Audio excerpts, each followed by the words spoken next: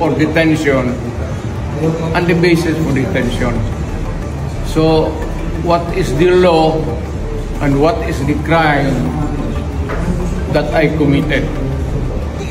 Show to me now the legal basis for my being here. As apparently I was brought here not of my own volition. It's somebody else's. Kung hindi ibang tao, ikaw siguro, because this is your structure. So you have to answer now for the deprivation of liberty. Attorney General naman kayo. Alam mo ba na hindi man lang siya na-serve kung anong kaso kung pinag-charge sa kanya ngayon? Hindi niya alam.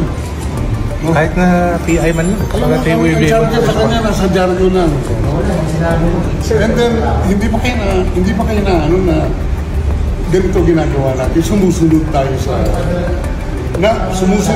sa isang entity na hindi na tayo member. Nag-withdraw na tayo.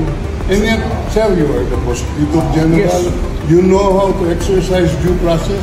Before you can even file charges, you have to file a complaint. We have to file a counter affidavit. Without doing those procedural process, here we are being issued a warrant of arrest, questionable warrant of arrest. Ano naman po, sir? And there's naman doon blooper, puro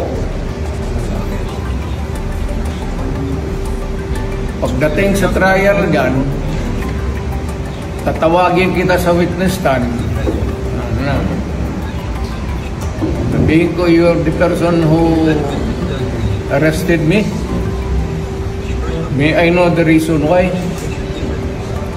Have you read the documents? Or at least, have you read the case at that time when you made the arrest? So that you would be guided to what you should know. Yan lang yan. Magkaibigan tayo, galing ako gobyerno.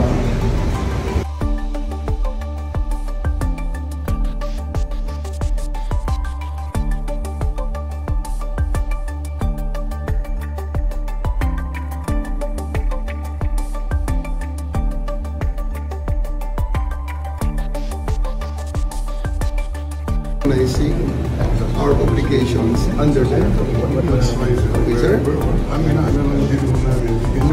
Sir, ganito. Ito na sinasabi ko, sir, na we can do this the hard way. We can do this the easy way.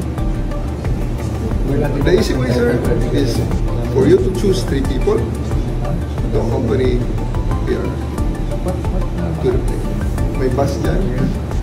And he's going to the plane. Okay, sir. The hard way. What plane is this, sir? Ma'am, chartered flight. Chartered flight from? Okay. So we need to know. We need to know where you're bringing our president. Ma'am, the hard way. Sir, we need to know. Please give us information where you are bringing. Wala sa pay grade ko yan, ma'am. Tagalogin na natin. Sabihin nyo kung saan siya dalahin. The hard way. Tang ina ka. The hard way. The hard way is for me to